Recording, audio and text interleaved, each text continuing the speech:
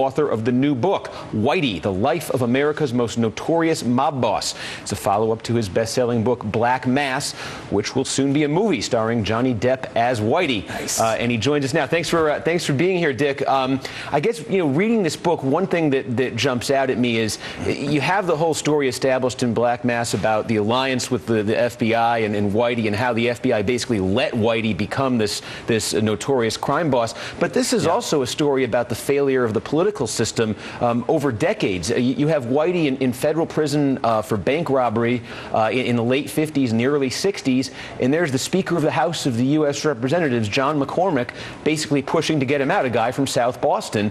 You have Robert Drinan, who was a congressman from Massachusetts in the 70s as the dean of the Boston College Law School, sort of vouching for him. Then you have his brother, Billy, who was the most powerful politician in Massachusetts for all those years. It seems like this is really a story about politics as much as it is about the FBI.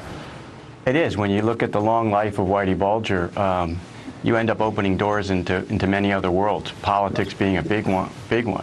And Whitey Bulger, when he was doing 9 years in the federal prison system for robbing banks, he had an advantage few other inmates, if any, had, and that's access to power through his brother Bill.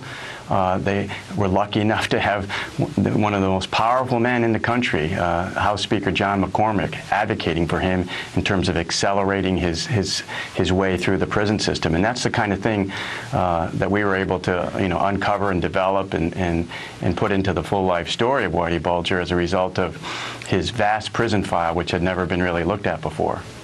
And they get him out, and then he goes right back to his old life and becomes the top boss in Boston, in New England, really. I wonder if you could tell us a little bit about the circumstances of his capture, because towards the end of your book, you have some fascinating stuff about his life in Santa Monica at this apartment complex, where I guess there's this 25-year-old guy who had gone to Boston University but didn't really know the Bulger story, and he kind of latched onto this kid and would talk his ear off, and then eventually this kid plays a role in bringing him down. Can you talk about how he actually was brought down 2 years ago? Oh, sure, yeah. You're speaking about Josh Bond, who was a resident manager in Whitey Bulger's apartment complex and ended up living next door to Whitey and his girlfriend, Catherine Gregg. And Whitey, who was really hiding in plain sight as an ordinary-looking old guy, bald with a beard, struck up a friendship with Josh, who had no idea who he was. But after, in June of 2011, after the FBI tried a whole new round of public service announcements regarding, America's most wanted gangster, the FBI, zeroed in on Whitey in the apartment complex, and they walked into the manager's office and showed a picture to Josh Bond and said, "Do you know this guy?" And he said, "That's Charlie Gasco." And he said, "Yeah, it's also Whitey Bulger." And in the next hour or so, Josh ended up playing a key role in the kind of making it up as they went along, trying to confirm whether Whitey was in the apartment, and once they'd done that, getting him to come out and come down to the basement garage.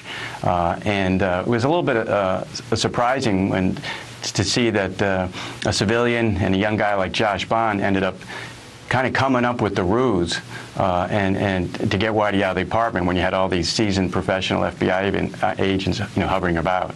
Dick, I can't wait to read your book. Steve's halfway finished with it, and after he's done, I'm going to have a crack at it. So congratulations on that. Thank you. But help me understand a little bit of Whitey psychologically. It's one of the big things in his life, one of the big reasons why he was able to stay out in power and out of jail for so long, is that he was informing. He was working with the FBI for decades, and part of me understands this. It gives him a certain protection, and part of me does not understand this because it has no relation to what criminals generally do, what most criminals generally do. Why was he informing, and was he perhaps aware of this longer game? Because right now we have a judge opining on whether or not he's immune from the crimes that he committed while he was informing, so perhaps there'll be an extra dividend from being an informant. So just break some of that down for us. Sure, yeah. I mean, you're getting at, I think, what makes Whitey Bulger probably the most significant crime figure in our time, if not the 20th century.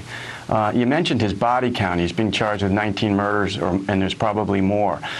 He can match body counts with any crime boss you can think of: Dillinger, Gotti, anyone that's a virtual household name when it comes to American crime.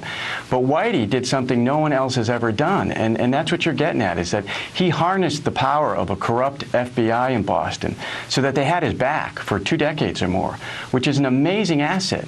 If you're a crime boss and you can count on FBI agents to tip you off to investigations and whatnot, and to that other law enforcement, or to someone else in the underworld who is ratting you out, and then he becomes #1 on your own hit list.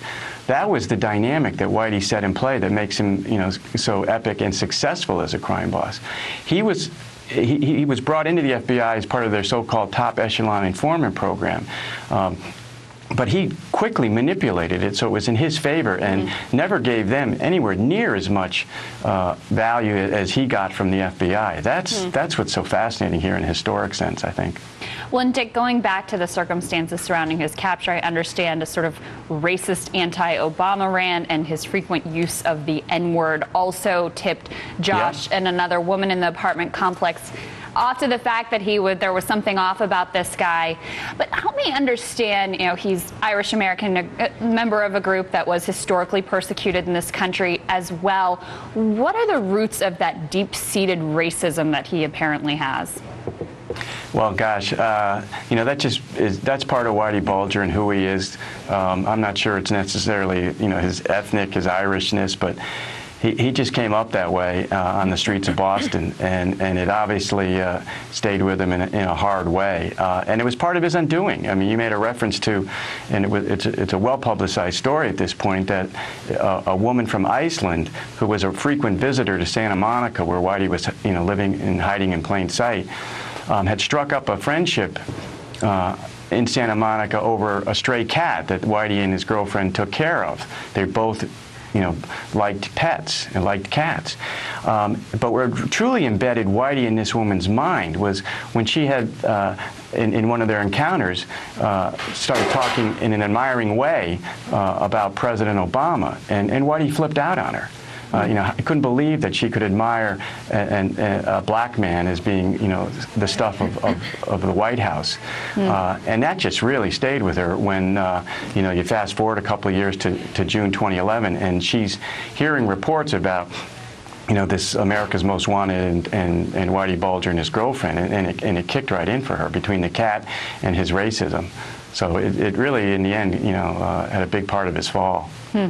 Dick, there's this weird phenomenon you talked about, Derringer, where we sort of lionize these fugitives who manage to evade capture for so long. People like D.B. Cooper comes to mind, Bonnie and Clyde. What was it about Whitey Bulger that made him such a compelling figure? I know that the Boston media gave him some cover for quite some time, and what was it about him? You say he wasn't actually a very nice guy, aside from the murders and the crime, but why did we latch onto him for so long?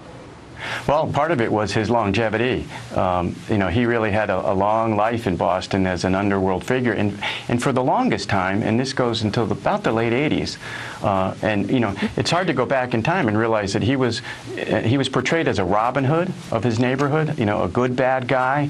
He helped foster that by some of the things he did, but also it was the FBI that we now know was his public relations, arm for him in putting that kind of thing out there, that he kept drugs out of his neighborhood, and the opposite was true. I mean, he was overseeing the high-flying 80s and the cocaine that was just ruining South Boston. So there's that piece of it, the sort of the many faces of Whitey Bulger in terms of, he's 83 now. I mean, he hung around. He wasn't just, a one-case wonder or something like that. He rose to the top. He was bigger and more powerful than the mafia in Boston, and he went through this unbelievable makeover when the unthinkable, tumbled out in the late 80s, that he was not only an informant for the FBI, but he had managed to turn the FBI into, basically an extension of his gang. I mean, it becomes mind-boggling, and he is responsible for an enormous amount of damage to the nation's, top law enforcement agency, the FBI, but also to, countless number of families in so many different ways in Boston. It's one of these weird flukes of publishing. There are actually 2 new Whitey Bulger books coming out right now, but I got to say, this one, folks, this is the one to read. Dick Lair and Jerry O'Neill, they have been over this story longer than any other reporter. If you are interested in Whitey Bulger, I couldn't give this a higher recommendation. So, Dick Lair, thanks for joining us. Up next is the answer to America's great political divide.